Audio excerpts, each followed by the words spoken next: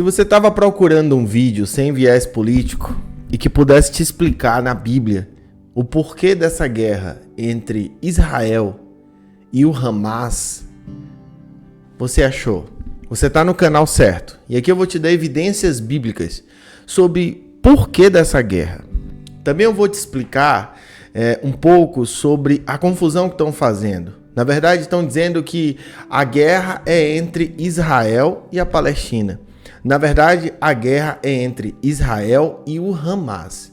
O que é o Hamas? Quem é a Palestina? E esse Israel é o mesmo Israel da Bíblia? Você vai entender tudo isso nesse vídeo.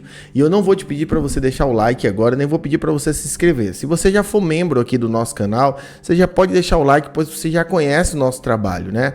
Mas se você está chegando agora, acompanhe o conteúdo, veja como a gente ministra a palavra do Senhor aqui e no final você vai entender. Bom, eu preciso ir nos primórdios da fé para que você possa entender claramente do que se trata.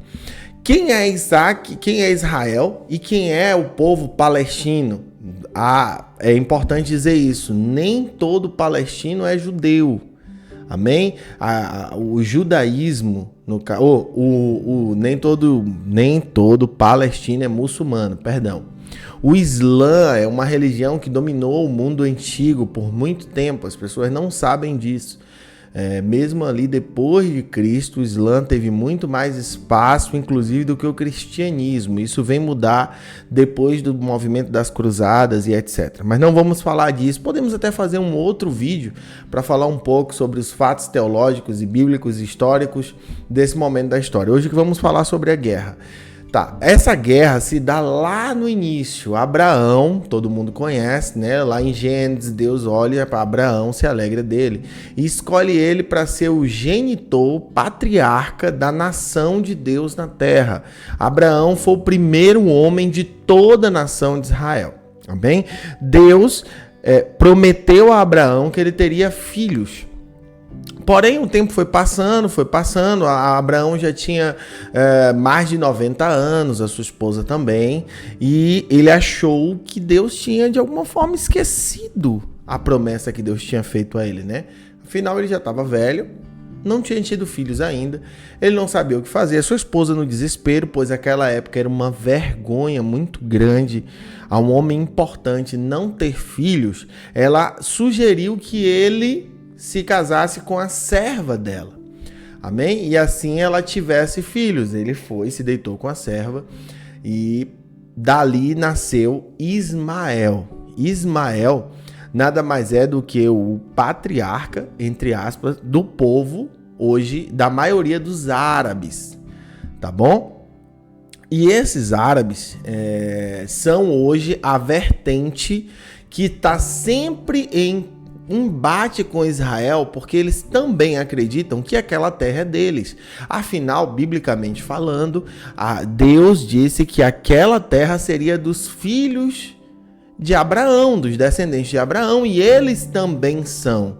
Só que Ismael não era o filho da promessa. O que significa filho da promessa? O filho prometido, ao qual seria o herdeiro de tudo que Deus tinha prometido a Abraão. Vamos imaginar que um homem é casado e ele tem um amante. E aí vem ali o empresário e fala: querido, seus filhos vão herdar a minha empresa. Eu gosto muito de você. Seus filhos vão herdar a minha empresa. Nesse contexto, o seu pai tem um filho. Esse rapaz tem um filho com a esposa dele e tem um filho com o amante dele. É como se quando esse homem morresse, o filho da amante, o filho da esposa começassem a brigar para ver quem vai assumir a empresa. Porém, o dono da empresa já tinha definido que seria o filho da esposa, não o filho da amante. E os árabes, eles ignoram isso. Então, existem muitos anos que tem essa briga, tem essa confusão. Claro, tem também esse fato bíblico aqui que eu quero ler com você, só para trazer uma base bíblica para isso que eu estou falando. tá bom? Então, vamos abrir a nossa Bíblia aqui em Gênesis capítulo 21, vai aparecer aqui na sua tela, leia comigo. Capítulo 21, versículo 9 diz: Sara, porém, viu Ismael, filho de Abraão, e da serva egípcia Agar, caçoado seu filho Isaque. Deixa eu fazer uma pausa aqui só para falar uma coisa com você. Anos depois, Ismael já estava um rapazinho, Sara engravidou. Porque a promessa de Deus é que os filhos de Abraão com Sara fosse gerar a nação dele aqui na terra, certo? Então, assim, Abraão ia ter, a promessa para Abraão é: de você proverá nações. E de fato, tem pessoas no mundo todo hoje que são descendentes judeus, descendentes diretos de Abraão. Então, assim, a promessa era um filho de Abraão com Sara. Só que também existia uma promessa para Abraão, de você vai prover nações. Então, o filho de Sara com Agar, ou de Abraão com Agar, também teve sua importância. Mas o filho da promessa era Isaque. E quando Isaque nasce, Ismael já é rapazinho, era o primeiro filho de Abraão, era quem, na visão das pessoas, era o herdeiro de tudo. Abraão era muito rico, era o chefão de tudo, era o que comandava todas as coisas. Então, ele era altivo. Quando nasceu o irmão dele menor, ele esnobava, né? Ficava, ó, eu sou o primogênito, eu que vou herdar tudo, eu que mando em tudo, né? Sara, vendo isso, se incomodou e deu ruim. Olha só o que aconteceu. E Sara disse a Abraão, versículo 10, livre-se da escrava e do filho dela, ele jamais será herdeiro junto com meu filho Isaque. Olha aqui para mim, deixa eu falar outra coisa aqui para você. Imagina hoje, do jeito que a nossa geração é, lá em Israel, tem um palestino, árabe, do lado de um judeu. E aí o judeu olha e fala assim, ó, o filho da escrava ali, ó o descendente da escrava ali, ó. Ó o descendente da escrava. Esse tipo de comentário acontece até hoje. Os árabes são os descendentes, são os descendentes do filho da escrava. E isso gera uma revolta muito grande. Claro que não é só isso que motiva muitas e muitas guerras, muitos e muitos combates que já aconteceram. Esse combate em questão não é por isso. Mas eu quero trazer um contexto para lhe explicar, porque tem muita gente confundindo as coisas. Amém? Vamos voltar para a Bíblia que a gente vai continuar, já vamos encaminhar para o final do vídeo. Abraão ficou muito perturbado com isso, pois Ismael era seu filho. Deus, porém, lhe disse no versículo 12, não se perturbe por causa do menino da serva. Faça tudo o que Sara lhe pediu, pois Isaque é o filho quem depende a sua descendência. Contudo, também farei uma nação dos descendentes do filho de Agar, pois ele é seu filho. Ou seja, como Isaque era filho de Abraão, a promessa que Deus tinha feito a Abraão ia se cumprir, ia acontecer. Só que o filho da promessa de Abraão era Isaque. E isso vem motivando conflitos há muitos anos, porque quando se fala de Jerusalém, da terra de Israel, os árabes entendem, o Deus prometeu para mim. Os muçulmanos entendem que eles também são descendentes. Quando você olha uma foto de Israel, deixa eu procurar uma foto de Israel aqui ao vivo para mostrar para você. Quando você olha uma foto de Israel, a gente costuma achar muito lindo esse lugar aqui, ó. Deixa eu abrir essa imagem aqui em tela cheia para mostrar para você. Todo mundo acha muito lindo. Ai, meu Deus. Pronto, abriu aqui. Não é a melhor forma de te mostrar, mas todo mundo acha muito lindo o domo da rocha aqui, né? Aqui essa cúpula dourada, isso aqui. O que é isso aqui, Luan, que tá nessa foto? Eu vou explicar isso aqui, porque eu acho que é importante para passar esse contexto que eu quero passar. Esse domo da rocha nada mais é do que essa rocha, é o lugar onde Abraão ia sacrificar Isaac. Se você não sabe, vai estar aparecendo aqui em algum lugar o versículo para você abrir na Bíblia que Abraão levou Isaac para o Monte Moriá para sacrificar porque Deus pediu. Então, se você nunca leu, vai lá nesse texto e você lê. Então, esse é o local em que Abraão ia sacrificar Isaac. Segundo lugar, esse é o lugar onde ficava o Templo de Salomão. Então era o lugar onde ficava o Santo dos Santos, a Arca da Aliança. A presença de Deus na terra, na antiga aliança, ficava nesse lugar. E ao mesmo tempo, esse lugar, os muçulmanos acreditam que foi o lugar em que Maomé foi assunto ao céu. Então esse lugar é importante para as três principais religiões do mundo moderno: o Islã, o cristianismo e o judaísmo. É um lugar importante para as três vertentes. Quem cuida desse lugar hoje, isso aqui não é uma mesquita muçulmana, mas é de controle dos muçulmanos. Os muçulmanos que cuidam desse lugar. Por que, Luan? Eram os cristãos na figura da Igreja Católica que cuidava desse lugar. Só que começaram a vender pedaços do Domo da Rocha como um amuleto, como se fosse algo sagrado, que fosse fazer milagres. Vendo isso, um século aí, que eu não vou me lembrar agora para te falar, os muçulmanos tomaram de volta, porque esse lugar estava sendo mutilado a todo momento. Então, os muçulmanos passaram a cuidar desse lugar por esse motivo. Luan, e o que é que tudo isso que você está me contando tem a ver com a guerra entre palestinos e judeus? Nessa guerra, no final da Segunda Guerra Mundial, lá em 1949, a ONU deu Israel e Jerusalém, deu os judeus. Os judeus que depois da diáspora eles estavam espalhados por todo o mundo, agora tinham o seu país de volta, a sua terra de volta, nunca reconhecida pela Palestina. A Palestina nunca reconheceu aquele lugar, a Jerusalém, como a capital judia. Israel é um país que ele gasta, se eu não me engano, 80% do seu capital com armamento bélico, tecnologia bélica. Por que isso? Porque todos os países que estão ao redor, Líbano, a própria faixa de Gaza, o Egito, o Iraque, o Irã, todos os países que estão ali ao redor querem que Israel pare de existir. Então Israel investe nesse poder bélico muito dinheiro todos os anos para se proteger. O exército de Israel é o único exército do mundo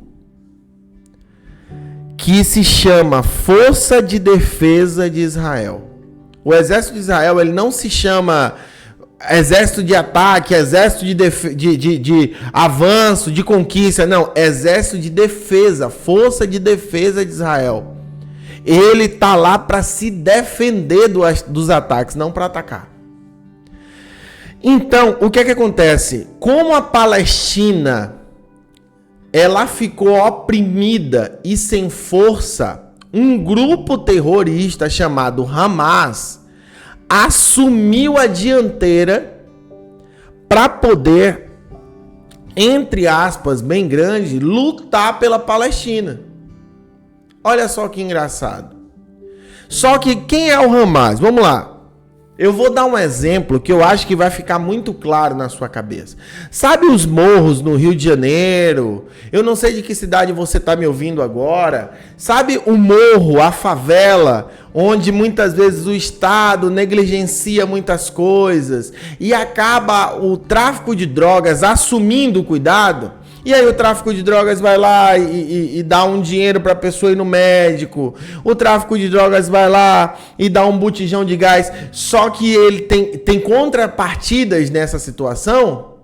O tráfico de drogas, ele fala que ele tá ali para ajudar a população, mas na verdade ele quer uma cobertura para ele fazer o que ele tem como objetivo, que é vender droga. O Hamas é exatamente assim.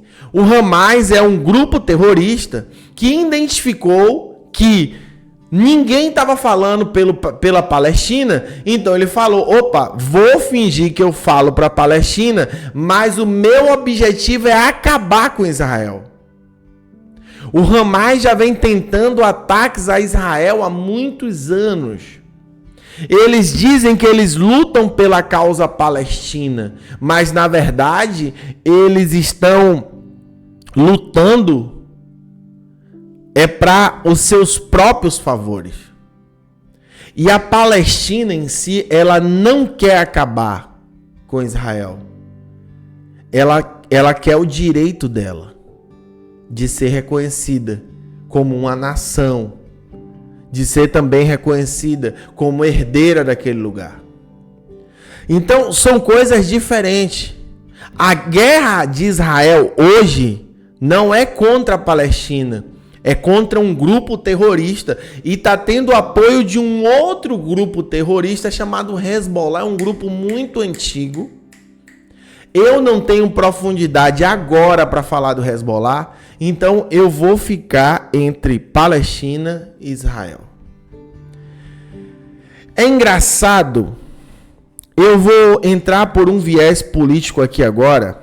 Deixa eu buscar essa notícia aqui para mostrar para você nesse vídeo ao vivo. O Hamas, ele parabenizou o atual presidente da República do Brasil quando ele ganhou as eleições. Olha que interessante, veja comigo, vai aparecer na sua tela. Grupo terrorista palestino Hamas parabeniza Lula pela vitória nas eleições. Membro do comitê executivo do movimento considera eleições do petista uma vitória para todos os povos oprimidos. Olha bem para mim aqui.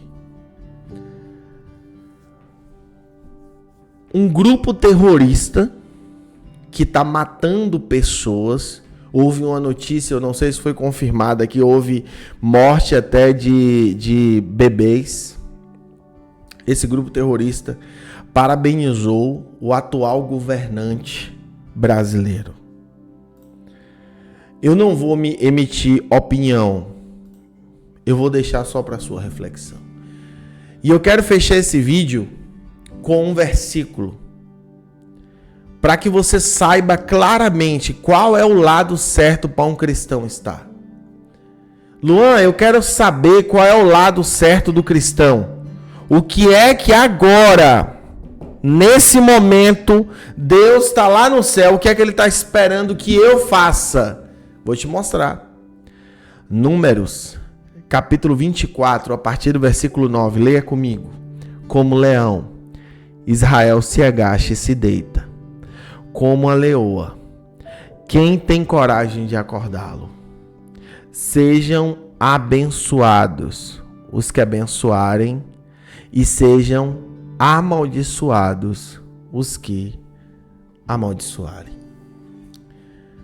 O que Deus espera de você hoje é que você ore por Israel, é que você abençoe Israel. Não permita cair no engano de ficar do lado de um grupo terrorista que está espalhando destruição, está espalhando morte, está causando guerras. Não se engane, Israel está se defendendo. Mas, se ele precisa se defender, é porque tem alguém atacando. Amém? Nesse momento eu quero convidar você para fazer uma oração rápida. Eu vou tirar o microfone aqui e vamos fazer uma oração rápida. Você com suas palavras, eu com minhas palavras. A favor de Israel. Para que essa guerra acabe. Amém? Vamos orar?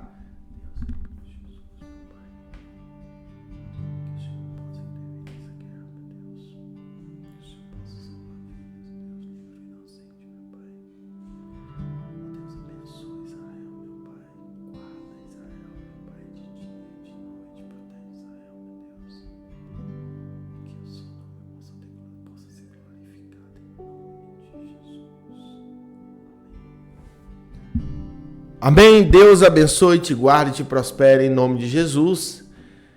Vamos lá, obrigado por estar aqui. Se esse vídeo abençoou sua vida, você pode deixar seu like, deixe seu comentário e que o Senhor possa te guardar e prosperar todos os seus caminhos. Em nome de Jesus. Amém.